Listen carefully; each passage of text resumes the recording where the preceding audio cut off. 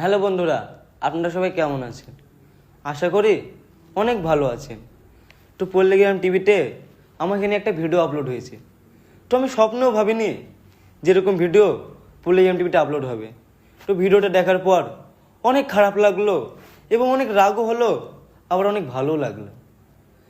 তো পল্লীগ্রাম টিভিতে হারুন ভাইকে নিয়ে আমি কিছু বলবো।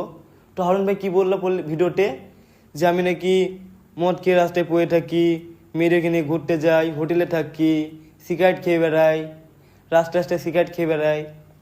তো আমি যতটুকু জানি যে 18 বছর না হলে কোনো ছেলে মেয়েকে হোটেলে জায়গা দেয় না। আর তুমি তো নিজে মুখে বললা যে আমার বয়স 16, আমার বয়স 16 বছর। আপনারা হয়তো জানবেন, আপনারাও জানেন এই ব্যাপারটা। তো আপনারা আর বিচারটা করবেন, কমেন্ট অবশ্যই বলে যাবেন। আর তুমি কি বলেছিলা আমি নাকি তোমার ছোট ভাইয়ের মতো। তাহলে কি একটা বড় ভাই পারে তার ছোট ভাইয়ের দুর্নাম করতে, তা আবার সোশ্যাল মিডিয়াতে? আসলে তুমি আমাকে ছোট ভাই হিসেবে ভাবোইনি। যদি তুমি ছোট ভাই হিসেবে ভাবতা তাহলে তুমি আমাকে নিয়ে সোশ্যাল মিডিয়ায় এইসব ভিডিও বলতা না। কিন্তু তুমি আমাকে ছোট ভাই হিসেবে ভাবোইনি। আর তারপরে বলবো মিলন স্যারকে। তো মিলন স্যারকে আমি যথেষ্ট সম্মান করি। তো মিলন স্যার বললো যে শফিককে অনেক ভালো ভাবতাম। আর দিন দিন তার ব্যবহার অনেক খারাপ। বললেন আমি নাকি আপনার সামনে সিগারেট খেয়ে বেড়াই, এই করি ওই করি। কিন্তু আপনি কি একবারও আপনি কি বুকে হাত দিয়ে বলতে পারবেন যে আপনাকে আমি খারাপ ভাষায় কথা বলেছি, আপনাকে আমি আপনার সামনে আমি সিগারেট খেয়েছি? বলতে পারবেন? কখনো বলতে পারবেন না। কিন্তু আজ সোশ্যাল মিডিয়াতে এই কথাটা কেন বললেন যে আমি অনেক খারাপ ছেলে, এই করি ওই করি? আপনি আপনার বাড়িতে আমি গিয়েছি, আপনি তো দেখেছেন যে আমি কেমন ছেলে। আমি বলবো না যে আমি ভালো ছেলে, যেহেতু আপনারা বলেছেন। তারপরে আছে মতিউলদা কি বললেন যে শফিক অনেক খারাপ ছেলে, তাকে বুঝিয়েছি, সে আমাদের কথা বোঝেনি। তো মতিউলদা, তুমি আমাকে কবে কবে বোঝালে বলো? কোনদিন বোঝাওনি। তুমি ভুলে যাচ্ছ একটা কথা।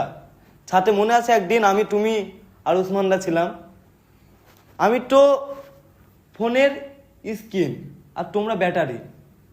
কি বললাম? হ্যাঁ, কি বলেছিলাম? তোমরা ব্যাটারি, কেউ কেউ ওয়াই বলেছিলাম। আমি ভিডিওটা দেখলাম। তো যখন আসলে তুমি আমাকে কখনো বুঝাওনি। আসলে তুমি আমাকে কখনো বুঝাওনি। তুমি আমাকে যেসব কথা বলেছিলা সেই সব কথা রেকর্ডিং কিন্তু আমার ফোনে আছে। আমি পারলে কিন্তু এখন শোনাতে পারি তোমার সব কথা। সাথে মনে আছে কি, তোমার কথা মনে পড়ছে যে তুমি আমাকে কি বলেছিলা সাথে? সেই রেকর্ডিংটা কিন্তু আমার ফোনে আছে। সেই রেকর্ডিংটা আমি আমার মালিককেও শোনাইনি, কারণ আমি তোমাদেরকে অনেক সম্মান করি, অনেক ভালোবাসি। আমি যেদিন পল্লীগ্রাম টিভি থেকে বেরিয়ে এসেছি সেদিনও আমি পারতাম পল্লীগ্রাম টিভিকে নিয়ে খারাপ খারাপ ভিডিও করতে, পল্লীগ্রাম টিভিকে গালাগালি করতে, পল্লীগ্রাম টিভি আমাকে নিজে ইচ্ছে বের করে দিয়েছে বলতে পারতাম, কিন্তু বলিনি, কারণ আমি নিজে পল্লীগ্রাম টিভি থেকে বেরিয়ে এসেছি। আর তুমি বললে আমাকে বুঝিয়েছো, তুমি আমাকে জীবনেও বোঝাওনি। আমি এখন যদি মন চাই রেকর্ডিংটা আমি এখন পাবলিকের সামনে নিয়ে আসতে পারবো, কিন্তু নিয়ে আসবো না, কারণ আমি চাইনি তোমাদের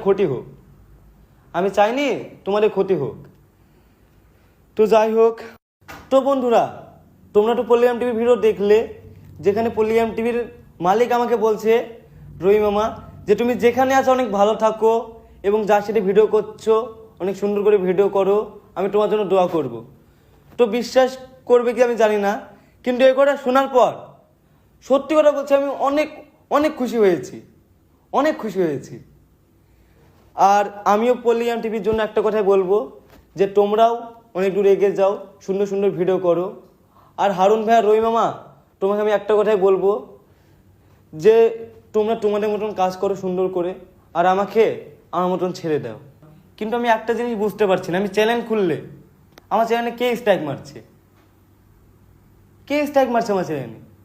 আমি এখনও কিন্তু বুঝতে পারছি না, এবং বুঝতে পারলেও তার নামটা আমি সোশ্যাল মিডিয়ায় বলবো না।